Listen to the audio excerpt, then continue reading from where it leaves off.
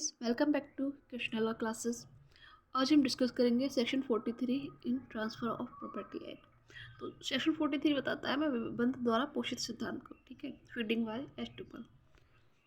और इसमें होता है कि इसके अनुसार जहाँ किसी अनुदान में अंतरणकर्ता ने किसी भूमि में ऐसे हित को सृष्ट करने का प्रयास किया है जो अनुदान के समय उसके अधिकार के बाहर था, मतलब कि प्राधिकृत न होते हुए भी, ना तो प्रॉपर्टी का मालिक है और ना ही उसे किसी ने प्राधिकृत किया है कि आप उसको सेल करें, फिर भी उसका अंतरण करता है, परंतु अंतरण के बाद में वह उसमें निहित हो जाता है।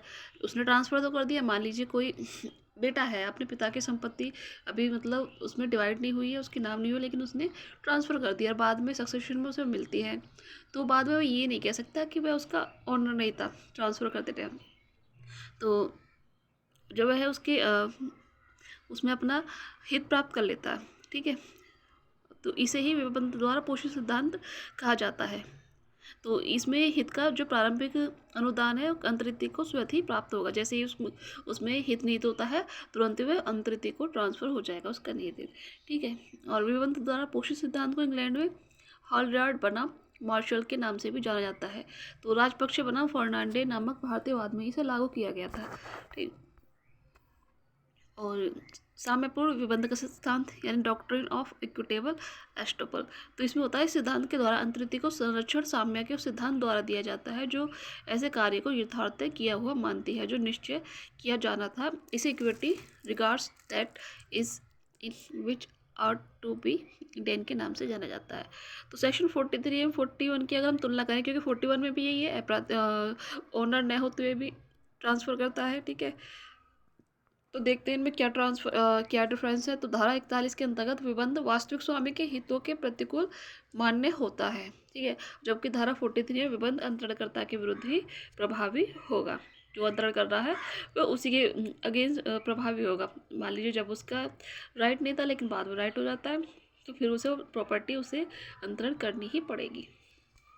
और जबकि 41 जो वास्तविक स्वामी है उसके हितों पर प्रभाव डालता है। सेक्शन 41 में अंतरिति अंतरणकर्ता के बयान में विश्वास पर ही आश्रित नहीं होता, अभी तो उसके स्वामित्व के विषय में स्वतंत्र रूप से छानबीन करके ही संपत्ति लेता है, ठीक है। सेक्शन 41 में जो अंतरिति है अंतरणकर्ता के बयान में विश्वास पर आश्रित नहीं होता है वो, ठीक।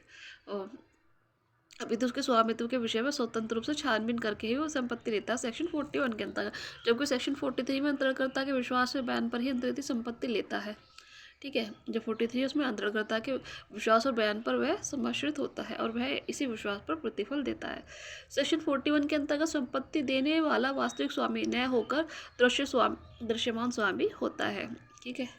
जो संपत्ति देने वाला व्यक्ति है दृश्यमान स्वामी होता है सेक्शन 41 में, जबकि सेक्शन 43 में अंतरणीय संपत्ति न तो अंतरणकर्ता की ही होती है और न ही उस पर उसका अधिकार होता है, ठीक है, और ना वो दृश्यमान स्वामी होता है, ना उसे किसी ने प्राधिकृत किया है, उसे अधिकार उसे अंतरण के बाद प्राप्त होता है। सेक्शन 41 में अंतरिति के अंतरणकर्ता के अधिकारों के विषय में छानबीन करना आवश्यक है, जबकि सेक्शन 43 में प्रतिफल देना ही आवश्यक होता है, ठीक। अब इस पर हम समस्या पर एक प्रश्न है वो देख लेते हैं। किस अधिनियम द्वारा असली मालिक के उन अधिकारों को समाप्त कर दिया गया है जबकि बेनामी समव्यवहार होने के आधार पर बेनामी समव्यवहार मालिक से वह संपत्ति वापस पा सकता था। तो ये था benami transaction prohibition of right to recover property act 1988 के द्वारा। इम्पोर्टेंट क्वेश्चन है, अच्छे से देख लीजिएगा।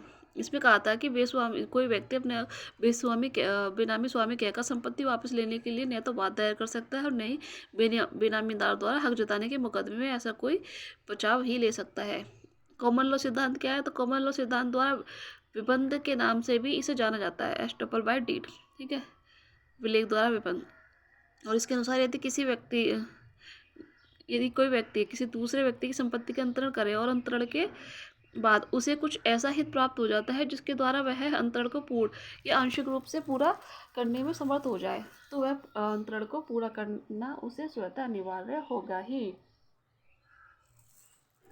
मुफ्त में किए गए अंतरणों में धारा 43 लागू नहीं होगी, ठीक है। अधिनियम की धारा 44 के अनुसार यदि किसी संपत्ति के कई हिस्सेदार हों और उनमें से एक हिस्सेदार जो कानूनन अपने हिस्से का अंतरण कर सकता हो, तो वह अपने हिस्से का या उनमें से किसी अन्य हित का अंतरण करने पर अंतरिति अंतरणकर्ता हिस्सेदार के स्थान पर पहुंच जाएगा, ठीक है। मतलब जिसने अंतरण किया उसके स्थान पर उसको कौन रिप्लेस करेगा? अंतरिति, ठीक है।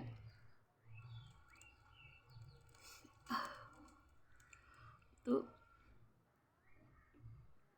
जिस तरह अंतरणकर्ता को संयुक्त कब्जा एवं बंटवारा करा लेने का अधिकार है, उसी तरह इस क्रेता को भी वे सारे अधिकार अंतरित हो जाएंगे।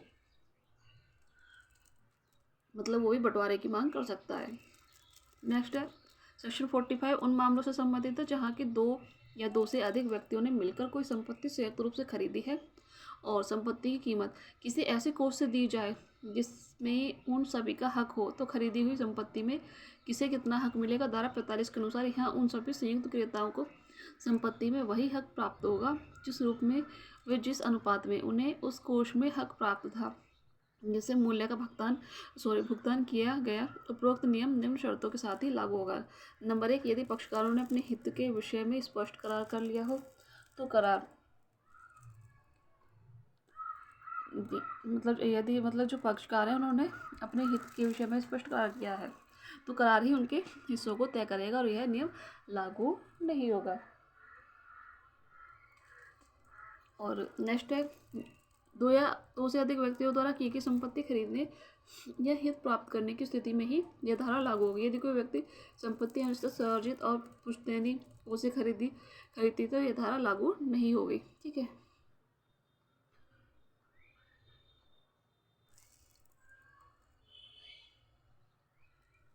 अब देखते हैं सेक्शन 46। तो 46 की समस्या धारा 45 की ठीक उल्टी है। ठीक है। तो इसमें क्या होता है, यदि अनेक हिस्सेदारों की किसी संपत्ति को बेच दिया जाए तो ऐसी स्थिति में प्राय जो प्राप्त क्रय राशि है उसका विभाजन किस प्रकार किया जाए, इसकी विधि धारा 46 में दी गई है। तो क्रय राशि का जो बंटवारा होगा दो आधारों पर होगा।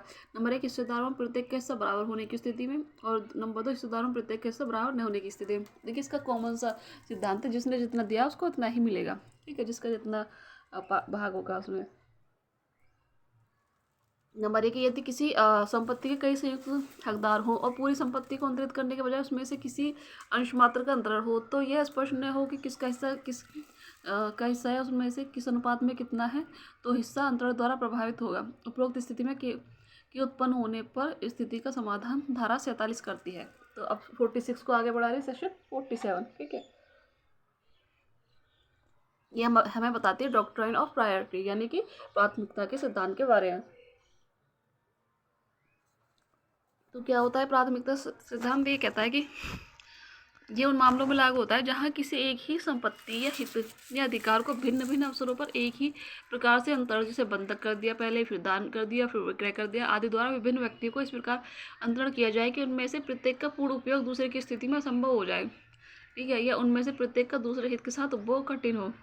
तो उपयुक्त स्थिति में यह सिद्धांत इसका समाधान इस प्रकार करेगा कि जो हित पहले सृष्ट किया गया हो उसे पूर्ण प्रभाव पहले दिया जाए। ठीक है, जो हित पहले किया गया हो, और जहाँ पूर्व हित को प्राथमिकता दी जाए, बाद में सृजित हित निलंबित रखा जाएगा। ठीक है। तो प्राथमिकता का सिद्धांत क्या है? क्यूई प्रायर एस्ट टेम्पुस पोस्चर एस्ट ज्योर। तो वह व्यक्ति जो समयानुसार प्रथम है विधि में उसकी स्थिति अच्छी होती है, मतलब जो फर्स्ट होगा, जो पहले आएगा वो पहले पाएगा, इस तरह का सिद्धांत है। तो ये सिद्धांत अधिनियम की धारा 48 में वर्णित है। ठीक है, प्राथमिकता का सिद्धांत। ठीक, और हमने भी सेक्शन 47 में भी यही देखा, डॉक्ट्रिन ऑफ प्रायोरिटी। तो ये सिद्धांत केवल उन्हीं मामलों में लागू होगा जबकि दोनों या सभी अंतरण पूर्ण एवं वैध हों। बिक्री के लिए संविदा या बिना रजिस्ट्री के विक्रय के मामलों में मामले आदि में लागू नहीं होगा। तो प्राथमिकता विबिंद से भी समाप्त हो सकती है। निम्न आधारों पर प्राथमिकता समाप्त हो जाती है। नंबर 1, मिथ्या व्यपदेशन के द्वारा। नंबर 2, घोर उपेक्षा या प्रमाद की स्थिति में। और नंबर 3, यदि पहले लिखे गए विलेखों के स्वामी ने कपट द्वारा दूसरे विलेख के सृजन का मौका दिया हो। तो अधिनियम की धारा 49 बीमाकृत पॉलिसी के अंतर्गत अंतरित के अधिकार को बताती है। इसके अनुसार बीमाकृत संपत्ति के अंतरण किए जाने की स्थिति में बीमा का लाभ अंतरणकर्ता को मिलेगा या अंतरित को, जिसके पास बीमाकृत संपत्ति अंतरित हो गई है। तो इस प्रश्न का हल धारा 49 करती है। इस धारा में अंतरित को यह अधिकार प्राप्त होता है कि वह बीमा का लाभ प्राप्त करे। चल संपत्ति के मामलों में धारा 49 लागू नहीं होगी। तो अंतरण के मुफ्त या बिना प्रतिफल के होने पर भी सेक्शन 49 लागू नहीं होगी। संबंधित संपत्ति या उसके किसी भाग के बीमाकृत न होने पर धारा 49 लागू नहीं होगी। और दान के मामलों में भी अंतरित बीमाकृत संपत्ति में राशि का दावा नहीं कर सकता है। तो सेक्शन 49 एक तो अग्नि से या हानि या नुकसान के लिए बीमा से संबंधित है। ठीक है, इतना याद रखना, 3 चीज़ें इसमें। तो आज हम इतना ही करेंगे। सेक्शन 50 से हम नेक्स्ट वीडियो में स्टार्ट करेंगे। अगर वीडियो पसंद आए तो प्लीज़ चैनल को लाइक, सब्सक्राइब एंड शेयर कीजिएगा। Thanks for watching.